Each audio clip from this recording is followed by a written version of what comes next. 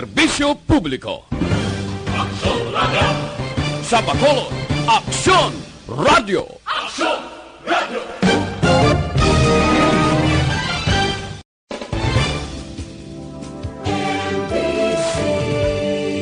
Manila Broadcasting Company. Sa balita, komentaryo, isyu, serbisyo publiko. Sa Bacolod, Aksyon Radio.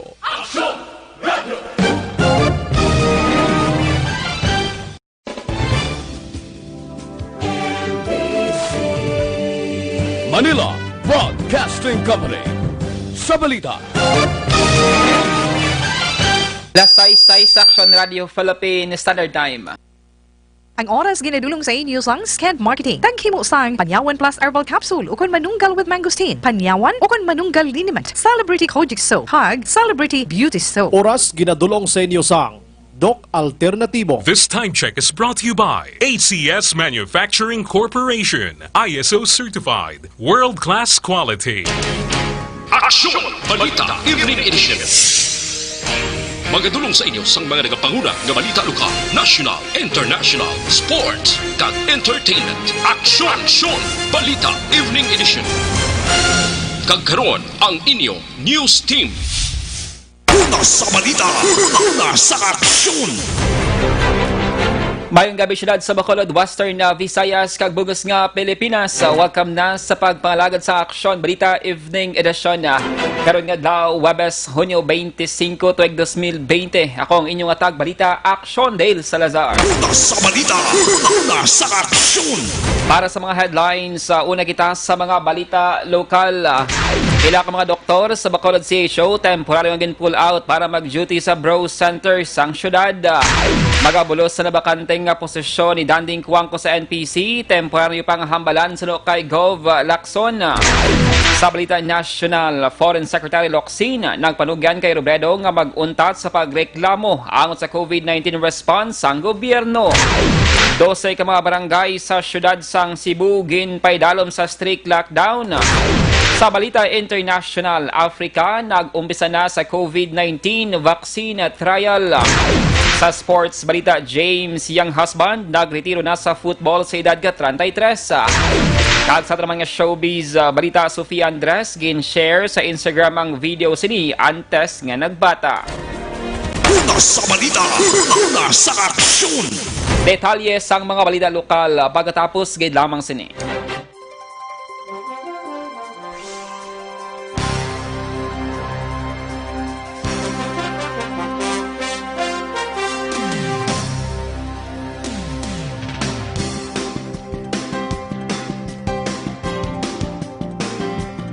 Sa dinami-dami ng usapin ngayon tungkol sa COVID-19, nangingibabaw ang tanong tungkol sa expanded testing.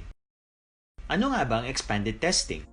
Bago natin sagutin ito, mahalaga munang malaman natin kung ano ang confirmatory test para sa sakit na COVID-19. Ang Reverse Transcription Polymerase Chain Reaction o RT-PCR ay isang laboratory test na tumutukoy sa mismong virus sa loob ng tao. Ang RT-PCR ang siya lamang test na ginagamit upang makonfirm ang sakit na ito. Kaya nitong alamin kung may virus na sa katawan ng isang tao bago pa man lumabas ang sintomas. Kaya naman sa ating expanded testing, RT-PCR ang ginagamit natin ngayon. Hindi ito katulad ng Rapid Antibody-Based Tests o RATs na tumutukoy lamang ng antibodies sa katawan. Sino-sino ang kabilang sa expanded testing? Sa expanded testing, ang mga sumusunod na mga tao na may history of travel sa isang lugar na may COVID-19 o nakisalamuha sa taong may COVID-19 ay sasailalim sa RT-PCR test. Una, mga pasyenteng may malubha at kritikal na kalagayan. Ikalawa, mga pasyenteng may edad 60 pataas, pasyenteng mayroong ibang sakit, o mga pasyenteng may maselang pagbubuntis. Ikatlo, mga pasyenteng may bahagyang sintomas. At ikaapat, iba pa nating kababayan at mga healthcare workers na walang sintomas ngunit may travel history o contact. Mayroon na tayong mga laboratorio na kayang gumawa ng RT-PCR sa Luzon, Visayas at Mindanao. Sa kasalukuyan, Layunin ng ating gobyerno na tumaas pa ang health system capacity ng bansa upang matest sina lolo, lola, kuya at ate na pasok sa populasyong kailangan ng testing. Ginagawa natin ito upang mabigyan ng tama at agarang atensyong medikal ang mga pasyente at para matukoy ang iba pang tao na nakasalamuha nila. Mahalaga ang pagpapatest sa paglaban sa pandemya, pero mas mahalaga kung mapapanatili ang kalusugan ng ating katawan. Mas mainam kung lalabanan natin to ng sama-sama. Ika nga, prevention is better than cure. Mag-exercise, kumain ng tama, practice cough etiquette, sundin ang 1 meter rule sa physical distancing, maghugas ng kamay, at higit sa lahat, kung maaari ay magstay at home. Samahan kami sa susunod na video para malaman ang kaibahan ng RT-PCR sa RATs.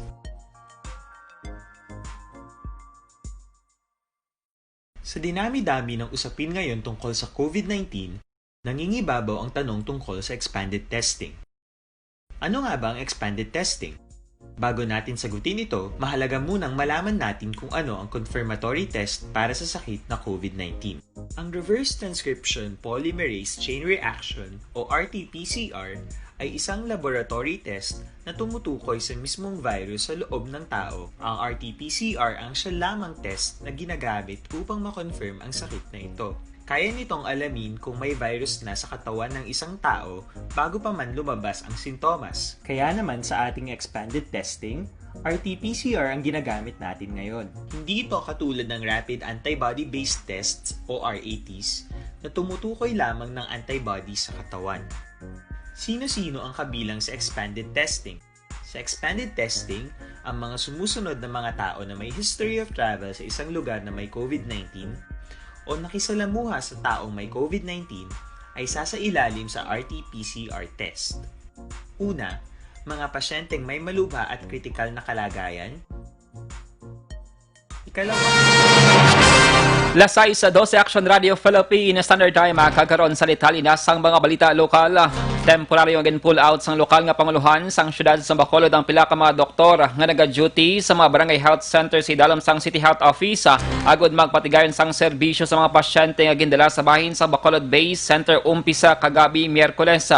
Ginpahayag ni City Administrator M. ang ini nga mga persona mo mga pasyente nga nagapila o nagalinya sa sagwa sang Corazon Ocsin Montelibano Memorial Regional Hospital para lamang nga makapakonsulta sa doktor.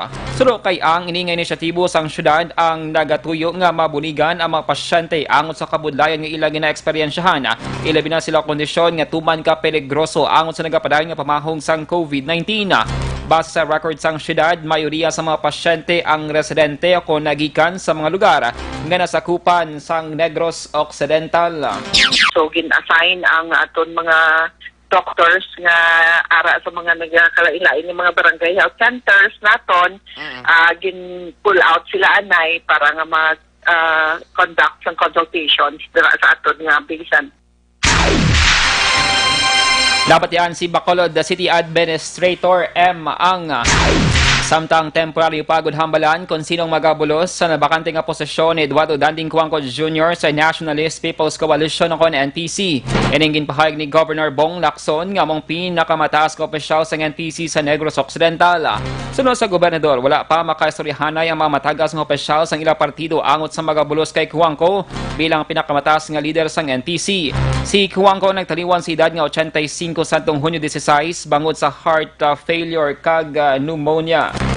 Wala pa naman, no? Because in fact, I think Ambassador Cuangco will be laid to rest, I think, on Friday pa yata. So I think it's still too early for NPC to decide on who will take his place. But remember, si Ambassador Cuangco was already chairman emeritus.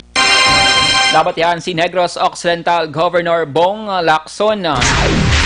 Sa iban nga balita lokal, robbery with homicide ang kaso ng ipasaka sa Bacolod City Police Office sa BCPO batok sa leader sang Ipogon Organized Crime Group nga si Francisco Junjun Ipogon subong nga simana o kon sa masunod nga simana.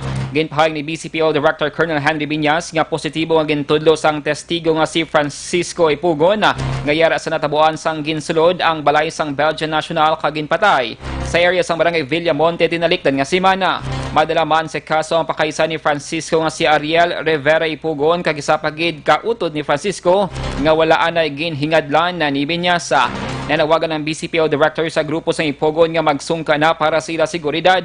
Suno kay Binyas, hindi maguntat ang kapulisan sa pagpangita sa sineya grupo agod masolbar ang iban pang krimen nga ila ginahimo. Gina-finalize na nato ang dokumento para ipala nato sa kaso. Ang police line nato gina-identify positively sa mga witnesses si John Ipugon nga aragid sa dito sa pagtabo sa krimen. May mga personalities pa amo na na-receive na to nga information gin-identify man mismo sa mga witnesses. Dapat yan si BCPO Director Colonel Henry Binyasa. Ginakondenar naman sang NFSW ang pagpatay si sa kalider sang mangunguma sang National Federation of Sugar Workers Northern Negros matapos ginuthang kag napatay si Jose Jerry Catalogo sa Barangay Paitan, Syudad sang Escalante tinalikdan nga Martes. Ginpahayag ni NFSW Secretary General Butch Lozande si Catalogong nagapalawig lamang sang iya karabaw sang ginluthang sang wala makilala nga mga suspek. Nagapati si Lozande sa posibilidad nga membro sang Armadong Kusog sang Pilipinas ang naghimo sini sa tuyo nga luyag pahipuson kag pahugon ang hanay sang progresibo nga grupo. Ginpahayag man ni Lozande nga ikaduha ni nga kaso sa pagpatay sa leader sang NFSW matapos ginpatay man tinalikdan nga tuig sa muman nga lugar si Councilor Toto Patigas. Kami nagkatawagan gid sang justisya sa sila nga kamatayon kang amon kaupod kag amon nga chairman dira sa NFSW dira sa Escalante City nga natabo sa nagdigad lamang June 23 para sa amon political feelings no. Dapat yan ang tingog ni NFSW Secretary General Butch Lozande.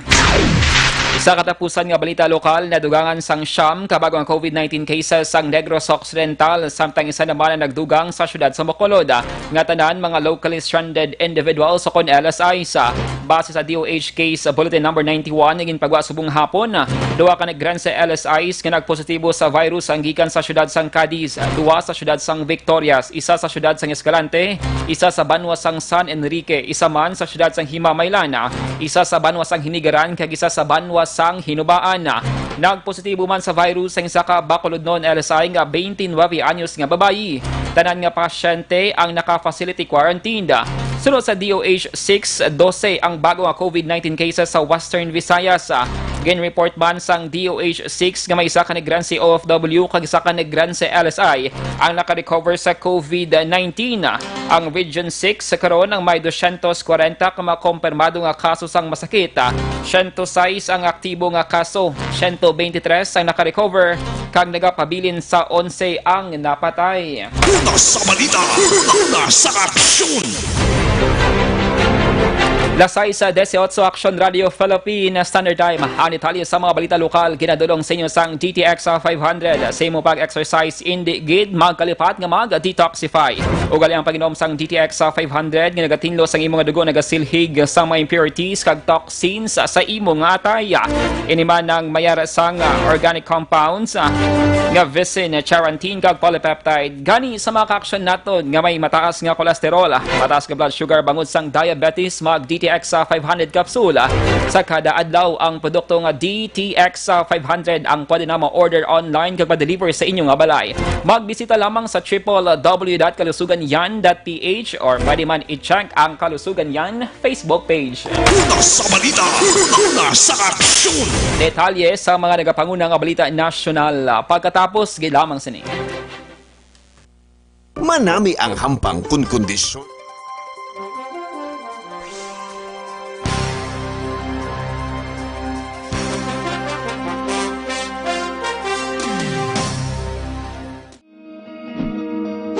Labanan ng banta ng COVID-19 sa ating bansa, mahalaga ang kooperasyon ng bawat isa.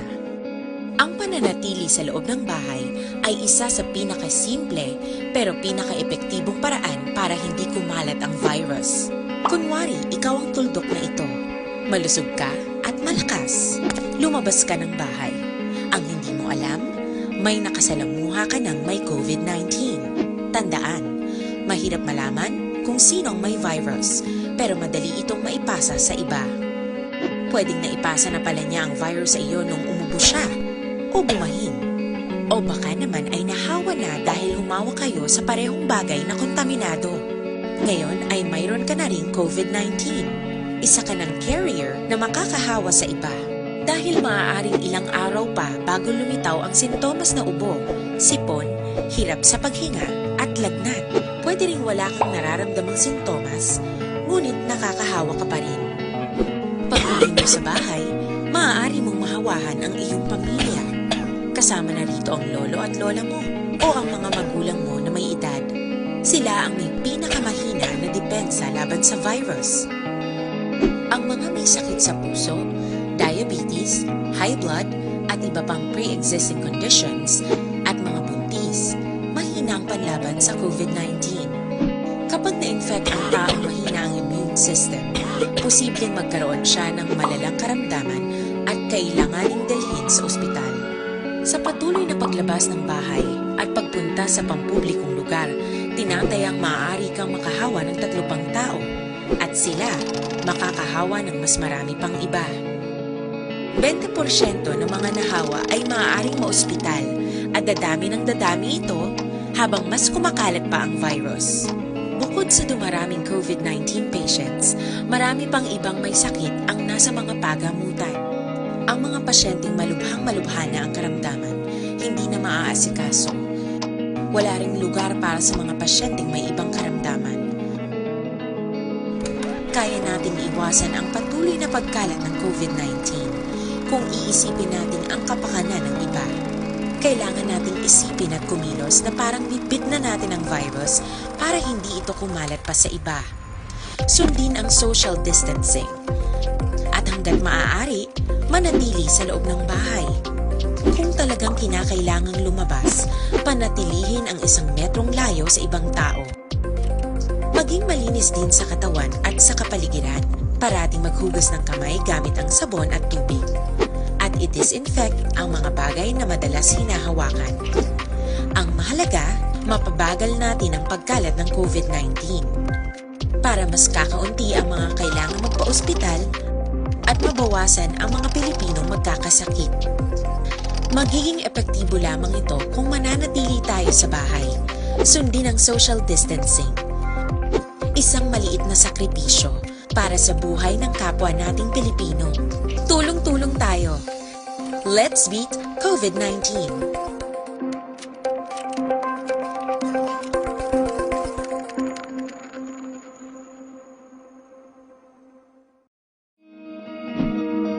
Para labanan ang banta ng COVID-19 sa ating bansa, mahalaga ang kooperasyon ng bawat isa.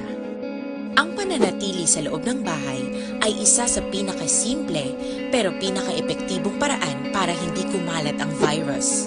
Kunwari, ikaw ang tuldok na ito. Una sa aksyon!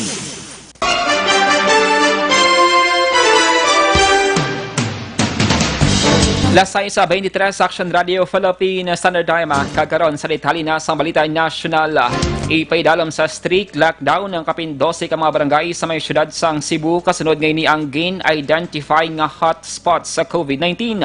Suno ka Environment Secretary Roy C. Mato ini nga mga barangay ang ginalakipan sang Sambaguan kag 2 Kamputhaw, Basak, San Nicolas, Mabolo, Guadalupe, Lahoga, Dolho, Fatima, Tinago, Tisa, Barangay Ermita kag Barangay Tejero. Suno kay si Mato ini nga mga lugar ang may mataas nga numero sang COVID-19 cases. Ginpahayag man sini nga 160 ka mga miyembro sang Special Action Forces sa CONSAP kag 200 ka mga police personnel ang iga-deploy bilang augmentation forces sa pagpatuman sang enhanced community quarantine sa Cebu City. Si Mato ang gindesigna ni Presidente Rodrigo Duterte sa Cebu City para mag-oversee sa mga tikang sang gobyerno kontra COVID-19. Samtang nagpanugyan si Foreign Affairs Secretary Teodoro Locsin Jr. kay Vice President Leni Robredo nga maguntat sa pagreklamo kasunod nga iya ginakwestiyon ang pila ka mga polisiya nga ginapatuman sang Duterte administration angot sa COVID-19. Sa isa ka tweet ginhambalan ni Locsin si Robredo nga maguntat sa pagreklamo matapos naging kwestiyon sang Vice Presidente ang dugang nga militar sa syudad sang Cebu. Ginpahayag man ni Locsin nga nag-usar man ang New Zealand sang militar. Sa nibloan nga ang New Zealand ang sadto nag-anunsyo nga COVID-19 free na ang ila nga pungsod. Sa separado nga tweet, ginpahayag ba ni Locsin nga magapangabay ni sa National ITF sang transcript kag presentation sa matikang sang pungsod kontra COVID-19. Kag ini ang ipadala kay Vice President Robredo. Una na nga nanawagan si Robredo sang mas komprehensibo nga report kung paano ginusar ni Duterte ang special powers nga gintugyan sa iya para sa COVID-19 crisis. Una sa balita, una sa aksyon.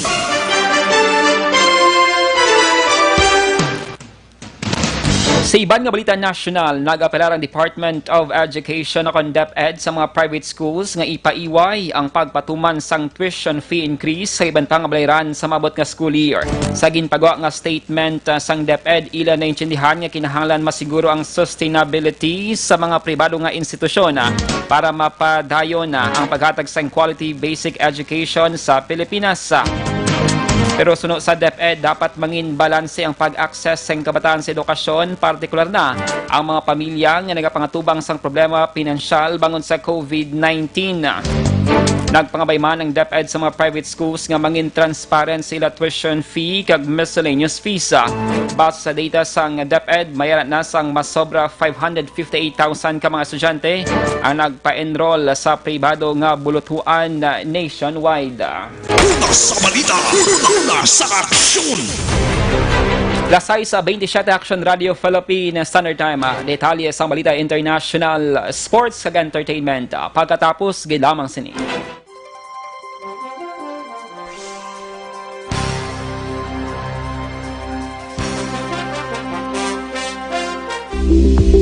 Pito ka mga importante nga mapamagi agud mapungga ng paglaptas ang coronavirus disease 2019 o kung COVID-19 sunod sa World Health Organization o kung WHO. Una, ugaliyo na masami nga pagpanghugas ang kamot agud mapasigurong katinlo sa kaugalingon. Ikaduha, likawan man ang masami nga pag-uyat sa ilong kamot kag baba. Ikatatlo, tabunan sang tisyo kung kamot ang baba kung ginaubo. Ikaapat, likawan ang pagpadulong sa mga lugar nga masami ginatipunan sang publiko. Ikalima, magtiner sa puluyan kung hindi mayong kondisyon sang lawas ilabi na kung nagabatyag sang hilanat kag ubo. Ikaanom, kung nag-eksperyensya sa hilanat ubo o kung kabudlayan sa pagginawa. Gilayon nga magpakonsulta kung magpangayo sang panugyan gikan sa isa ka doktor. Ikapito, tingwaan nga mangin updated sa balita kag mga impormasyon angot sa COVID-19.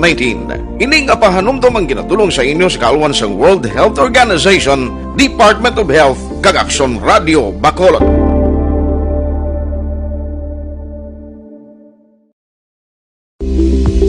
Pito ka mga importante nga mapamagi agud mapungga ng paglaptas ang coronavirus disease 2019 o kung COVID-19 sunod sa World Health Organization o kung WHO. Una, ugaliyo na masami nga pagpanghugas ang kamot agud mapasigurong katinlo sa kaugalingon. Ikaduha, likawan man ang masami nga pag-uyat sa ilong kamot kag baba. Ikatatlo, tabunan sang tisyo kung kamot ang baba kung ginaubo. Ikaapat, likawan ang pagpadulong sa mga lugar nga masami ginatipunan sang publiko. Ikalima, magtiner sa puluyan kung hindi mayong kondisyon sang lawas ilabi na kung nagabatyag sang hilanat kag ubo. Ikaanom, kung nag-eksperyensya sa hilanat ubo o kung kabudlayan sa pagginawa. Gilayon nga magpakonsulta kung magpangayo sang panugyan gikan sa isa ka doktor.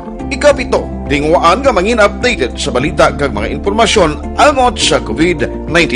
Ining apahanumdom ang ginatulong sa inyo sa kaalwan sang World Health Organization, Department of Health kag Action Radio Bacolod.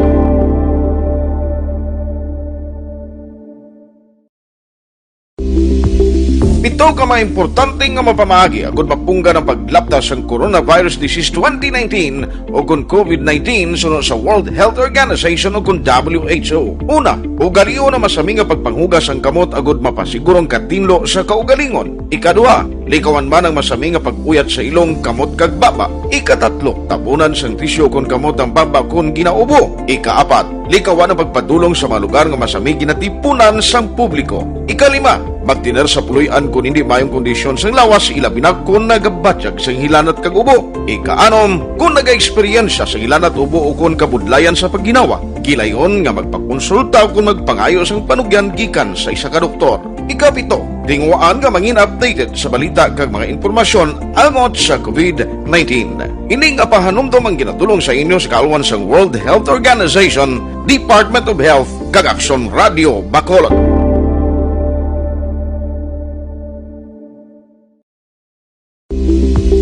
Ito ka mga importante nga mapamagi agud mapungga ng paglaptas ang Coronavirus Disease 2019 o kung COVID-19 sunod sa World Health Organization o kung WHO. Una, ugaliyo na masami nga pagpanghugas ang kamot agud mapasigurong katinlo sa kaugalingon. Ikaduha, likawan man ang masami nga pag-uyat sa ilong kamot kag baba. Ikatatlo, tabunan sang tisyo kon kamot ang baba kon ginaubo. Ikaapat, likawan ang pagpadulong sa mga lugar nga masami ginatipunan sang publiko. Ikalima, magtiner sa puluyan kung hindi mayong kondisyon sang lawas ilabi na kung nagabatyag sang hilanat kag ubo. Ikaanom, kung nag-eksperyensya sa hilanat ubo o kung kabudlayan sa pagginawa. Gilayon nga magpakonsulta kung magpangayo sang panugyan gikan sa isa ka doktor. Ikapito, tingwaan nga mangin updated sa balita kag mga impormasyon angot sa COVID-19.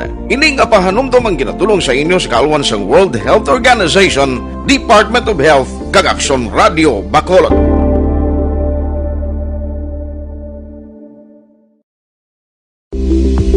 Ito ka mga importante nga mapamagi agud mapungga ng paglaptas ang Coronavirus Disease 2019 o kung COVID-19 sunod sa World Health Organization o kung WHO. Una, ugaliyo na masami nga pagpanghugas ang kamot agud mapasigurong katinlo sa kaugalingon. Ikaduha, likawan man ang masami nga pag-uyat sa ilong kamot kag baba. Ikatatlo, tabunan sang tisyo kon kamot ang baba kon ginaubo. Ikaapat, likawan ang pagpadulong sa mga lugar nga masami ginatipunan sang publiko. Ikalima, magtiner sa puluyan kung hindi mayong kondisyon sang lawas ilabi na kung nagabatyag sang hilanat kag ubo. Ikaanom, kung nag-eksperyensya sang hilanat ubo o kung kabudlayan sa pagginawa. Gilayon nga magpakonsulta kung magpangayo sang panugyan gikan sa isa ka doktor. Ikapito, tingwaan nga mangin updated sa balita kag mga Kagkaroon sa detalye na sa balita international, nag-umpisa ng Africa sa pakigbahin sa COVID-19 vaccine trial kahapon nga adlaw Miyerkules. Ang large-scale trial sang vaccine ang develop sang University of Oxford sa Britain. Kagkaroon ginapatigayon ang trial sa South Africa kag Brazil. Ang South Africa ang may masobra 106,000 ka COVID-19 cases, hag masobra naman sa 2,000 ang napatay. Ang kontinente sang Africa ang may malapit 325,000 nga COVID-19 cases. Kasunod nga ginhalugan man sang mga pungsod ang ilang restrictions para sa ekonomiya. Nagapabilin nga problema ang gakulang sang testing materials kag medical supply sa Africa nga posible masunod nga hotspot sa kalibutan. Sadtong Pebrero 14 sang na-report ang unang kaso sang COVID-19 sa Africa. Sa sports, balita gin-anunsyo ni James yang husband sang Philippine Ascals nga magaretiro na ini sa patag sang football. Sa iya post sa Instagram, nagpasalamat siyang husband sa iya amazing memory sa mga hinampang. Apang oras na para mag-goodbye. Ginpasalamatan niya ang iya pamilya, mga boss, managers, coaches, teammates, kag mga taga-suporta. Ang 33 anyos nga siyang husband ang nag-umpisa maghampang para sa national team bilang parte sa under-23 side sa 2005 nga Southeast Asian Games. Si James ang nakahampang sang 101 matches para sa Philippine Ascals hag mayara sang 12 ka mga goals. Nakahampang man si James sa mga local club kang isang San Beda FC, Meralco, Manila, Davao Aguilas kag Ceres Negros Football Club. Una sa balita, una sa aksyon. Kansa naman ng showbiz balita, gin-share sa actress nga si Sofia Andres sa Instagram ang iyang mga video antes ini nga nagbata kay baby Zoe sa iya partner nga si Daniel Miranda sa Australia sa Nobyembre 24 sang 2019. Labor is real. Ining kabahin sang caption sang actress sa Instagram. May gin-post man ining isa pa ka video nga nagahigda siya sa katres samtang may nag-check sa iya nga kondisyon. Sunod sa actress, ini ang pinakamasakit sa tanan. Una na gin-confirm ni Andres kay isa na siya kang mami sadtong Domingo nga adlaw o kon sadtong Father's Day. Una sa balita, una sa aksyon. Lasay sa 34 Action Radio Philippine Standard Time. Inyo nabatian ang kabugusan nga mga balita sa Action Balita Evening Edition. Karon nga adlaw Webes, Ponyo 25 tuig 2020. Sa liwat na ko ang inyong atag balita Action Dale Salazar. Una sa balita, una sa Action sa Bacolod Action Radio.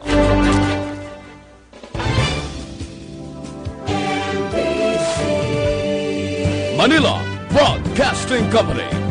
Sa balita, komentaryo, Isyo. Serbisyo publiko. Aksyon Radio! Sa Bacolod, Aksyon Radio. Aksyon Radio!